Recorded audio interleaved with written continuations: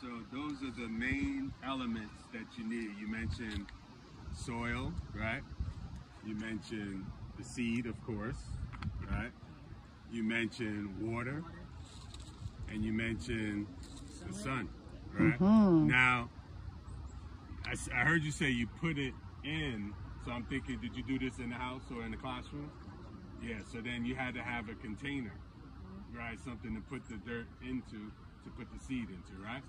So all of those were the elements, and then something that a lot of us leave out, but it's you, the care, right? You got to give it the care.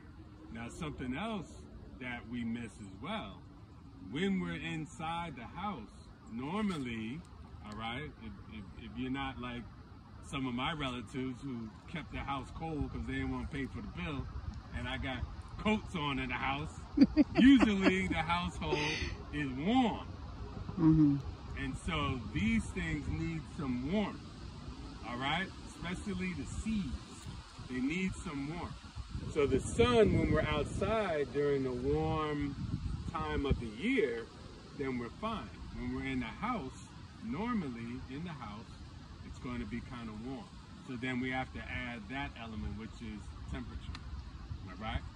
Another important part is humidity. What's humidity? Wet, like how the climate is, like wet weather. All right, what else? Like kind of like when it's raining, like you get that little, like when it's done raining, you get the little cold, like slash wet feeling. All right, so it's the moisture in the air. And there's a certain percentage of moisture in the air that these seeds love. So all of these different components that we talked about, we created in something like this, which is just a regular plastic bin that you can get from Lowe's or Home Depot. All right, these little trays are seed starting trays that we put the soil inside of.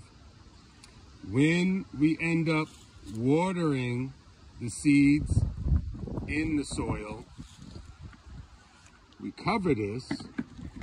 And one thing I didn't bring out because I'm using them all right now, but on the bottom, the surface where we place this, I usually put in a heating pad. You know what a heating pad is? All right, so the heating pad, I plug that up, put that on a timer, and I sit that on.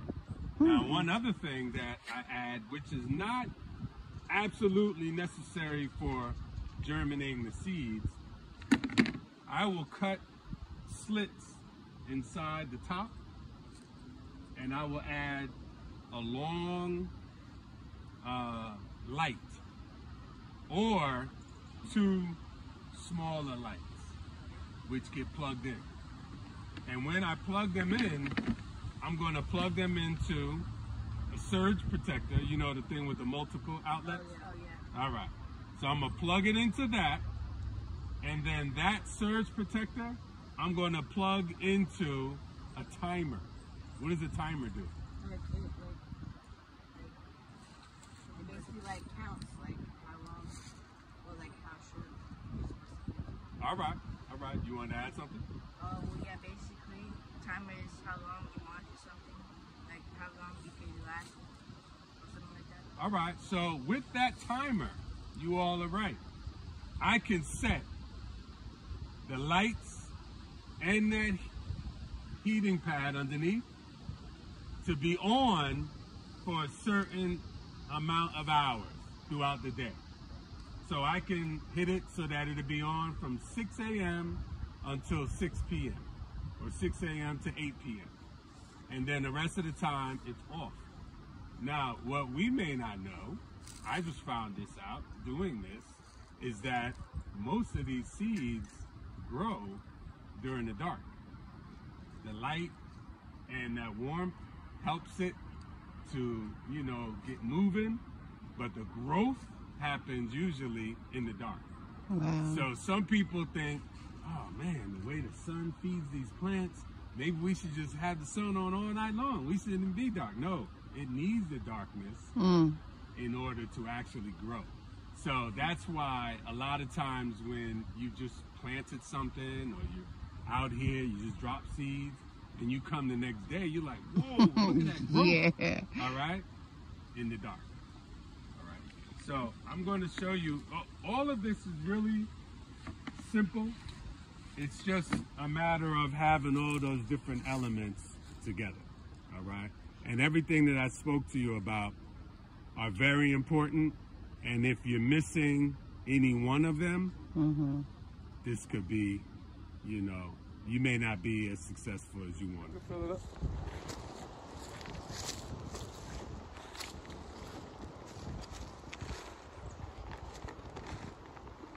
Basil is small.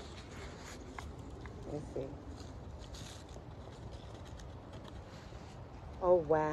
I can. There we go. Okay, wow. It's very in the air. So now, the air for this bin